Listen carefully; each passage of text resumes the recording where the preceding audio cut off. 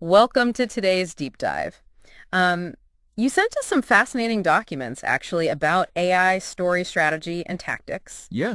And we're going to kind of explore how these insights can be applied, Mm. not just in like crafting compelling AI-driven stories, but also in Right. understanding real-world strategies. Absolutely. Get ready for some aha moments. It's like having a secret decoder ring for human behavior. Yeah, These tactics, though rooted in storytelling, right. offer a unique lens Yeah, to analyze like power dynamics and decision-making, yeah. even outside the realm of fiction. I like that. Okay, so the source material really hammers on this Eisenhower matrix. Yeah. It's not just about ticking off to-dos, though, right? Right. How does it connect to the bigger picture of strategy, Yeah. especially in AI storytelling? The Eisenhower matrix. Okay. It's not just about getting things done. Okay. It's about strategic decision-making Oh, and no. resource allocation. Yeah. Think of it as a way to visually map out the urgency Okay. and importance of different plot points. Got it. So, a ticking time bomb scenario, that's Yeah. urgent and important. Oh, yeah. It demands immediate attention Right. from your protagonist, Of course. but subtly weaving in elements of world building Yeah. or character development, Yeah. those are important, Okay. but not necessarily urgent. Right. The Matrix helps you strike that balance, Okay. ensuring your story has both pulse-pounding action Yeah. and a depth that keeps the audience hooked. So it's less about a checklist Right. and more about understanding what truly drives the narrative forward. Exactly. Now, the source material also talks about the protagonist and antagonist teams, specifically mentioning these dirty tricks Yeah. used by the antagonist. Right. Does this suggest that AI could be a force for, let's say, What? less than ethical actions? It definitely challenges that idea of AI as purely neutral. Okay. These dirty tricks, they're not just plot devices. Right. They mirror tactics used in real-world power plays. Think about corporate espionage, Mm-hmm. smear campaigns in politics, Okay. or even just everyday relationship drama. Oh, wow. The source material is saying, look, conflict is inherent in any system, Uh-huh. and AI, despite its potential for good, Right. could be a tool for those seeking to disrupt or manipulate. Okay, so let's unpack some of these dirty tricks. Okay. The document lists quite a few: Yeah. guerrilla warfare, divide and conquer, Mm. and the misinformation campaign. Right. These sound pretty intense, both in storytelling and in real life. Let's take guerrilla warfare. Okay. It's all about leveraging surprise and agility Mm-hmm. to disrupt a stronger opponent. Okay. Think of the Viet Cong during the Vietnam War. Right.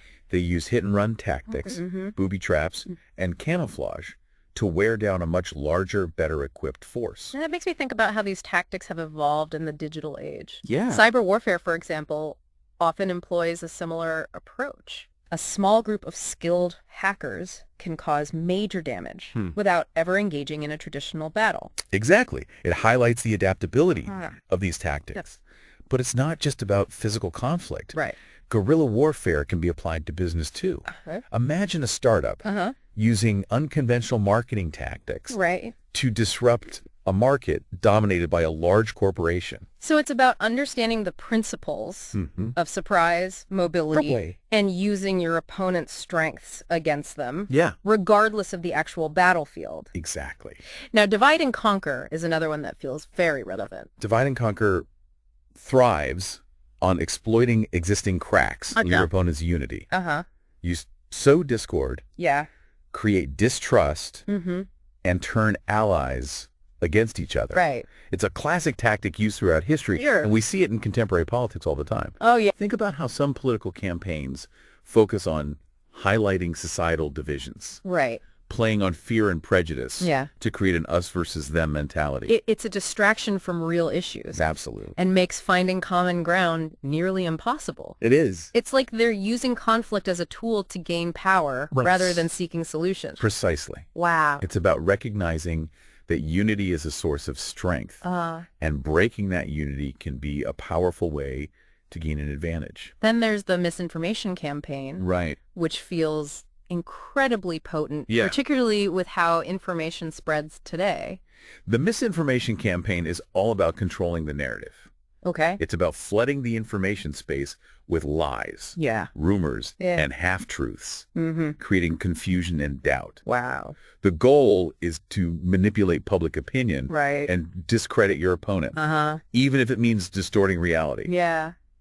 This tactic has been used for centuries. But with the rise of social media and the 24/7 news cycle, its potential for impact has grown exponentially. It almost feels like we're constantly bombarded with information, making it harder than ever to discern truth from fiction. It is. It makes me wonder, are we all more susceptible to this tactic than we realize?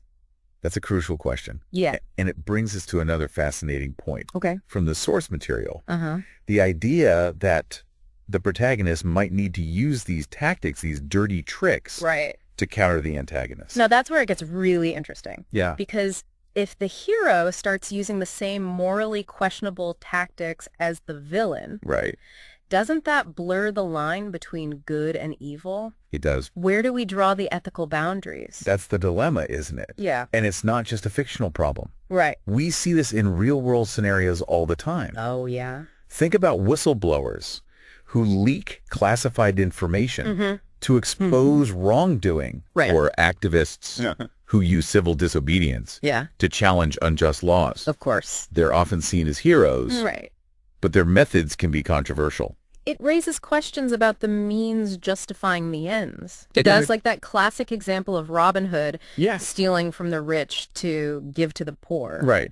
He's a hero in the story, but his actions are technically illegal. Exactly. The source material seems to be suggesting that sometimes navigating complex situations requires us to think outside conventional ethical frameworks. It does. It's a fascinating paradox. Yeah. The very tactics that can be used to undermine justice can also be used to uphold it depending on the context and the wielder's intent. The source material seems to argue that understanding these dirty tricks isn't about condoning them, but about recognizing them when they're being used against you, and perhaps even using them strategically to counter a greater threat. It's like learning the rules of a game, not to cheat, but to play effectively.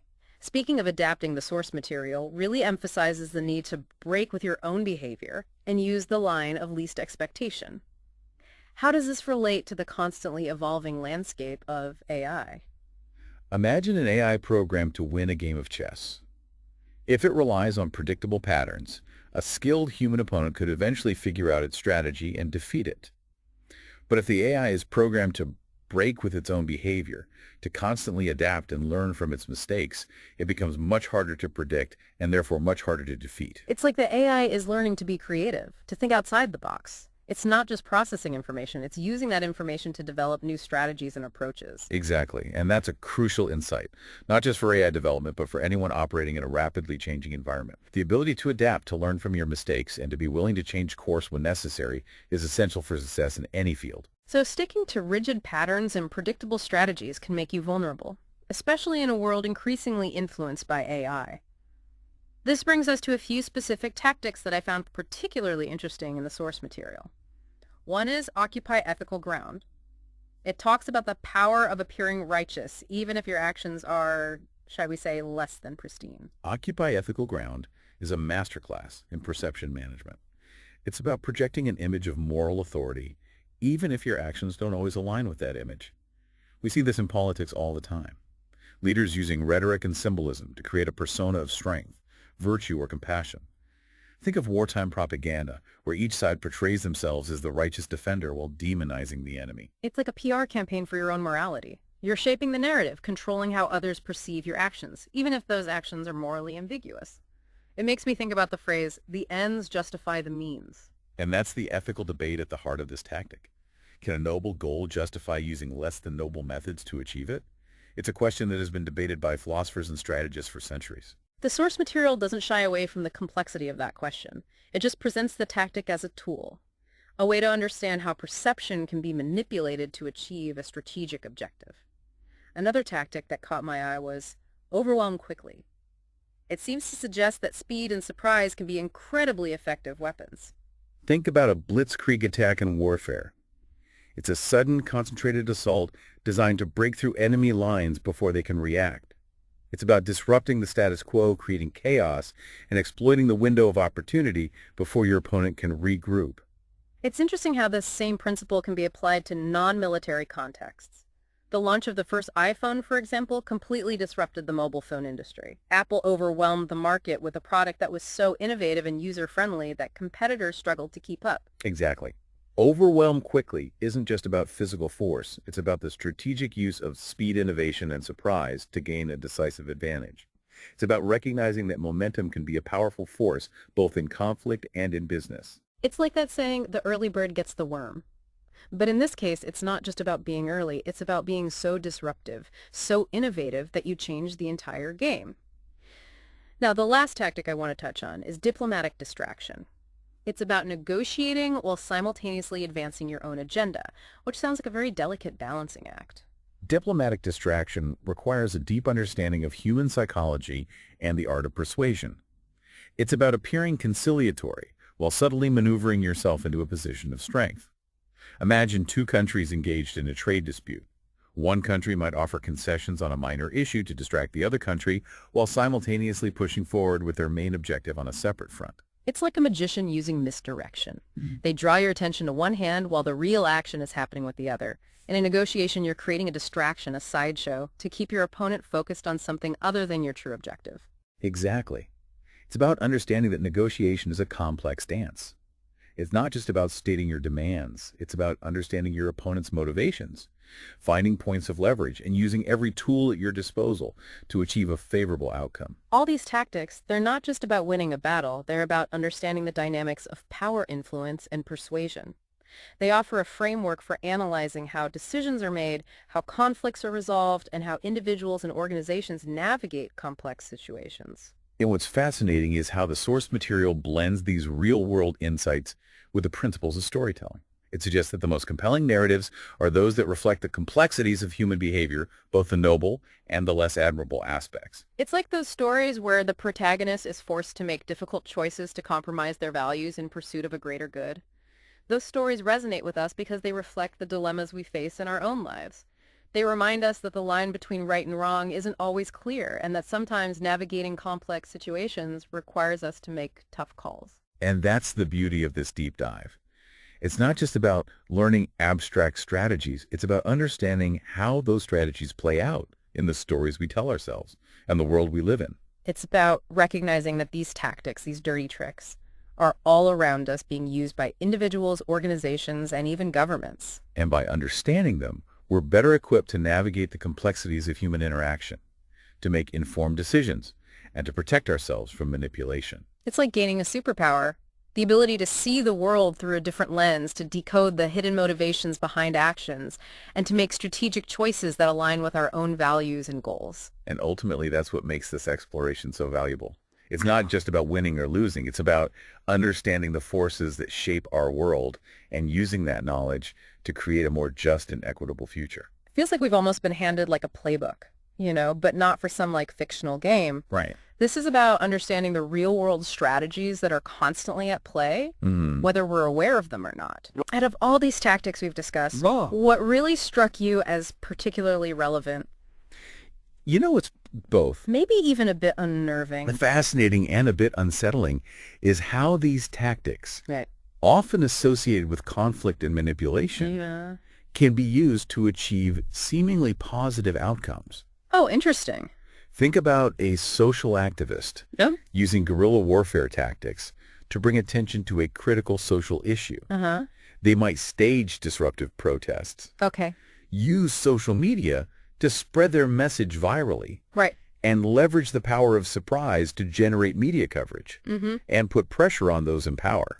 So it's not about the tactic itself, but the intention behind it and how it's deployed. Exactly. It's like a chef's knife. Yeah. You can use it to create a beautiful meal or to cause harm. Right? The tool is neutral. Yeah. It's the user who determines its purpose. Precisely. And that's why understanding these tactics is so crucial. It allows you to discern the motivations behind actions. To recognize when these strategies are being used ethically or unethically, and to make informed decisions about how to respond. It's about empowering yourself.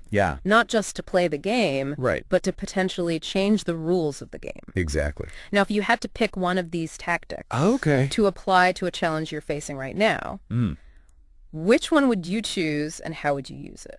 That's a great question. Yeah. I think for me it would be occupy ethical ground.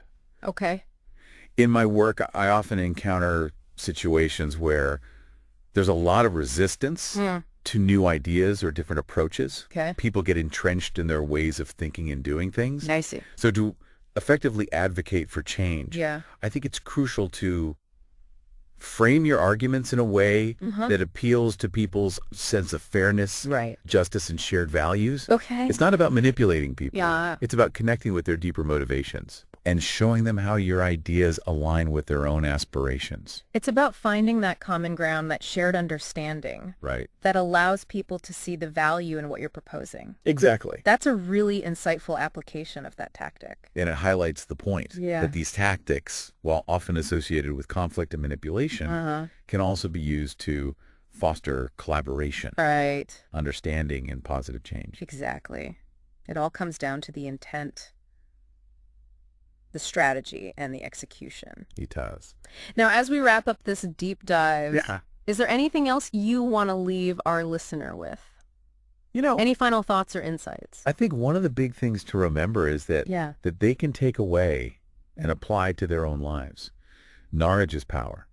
By understanding these tactics, you're not just learning how to use them, Right. you're learning how to recognize them when they're being used against you. Yeah. You're gaining a deeper understanding of the forces that shape human interaction. Right. And that awareness can empower you to make more informed decisions in every aspect of your life. Absolutely. Whether you're negotiating a business deal, navigating a complex relationship, Right. or simply trying to understand the news. Yeah. This knowledge can be a valuable asset. It's like we've been given a secret decoder ring for human behavior, Exactly. a way to see the world through a more strategic lens. It is. And with that knowledge comes responsibility. Absolutely.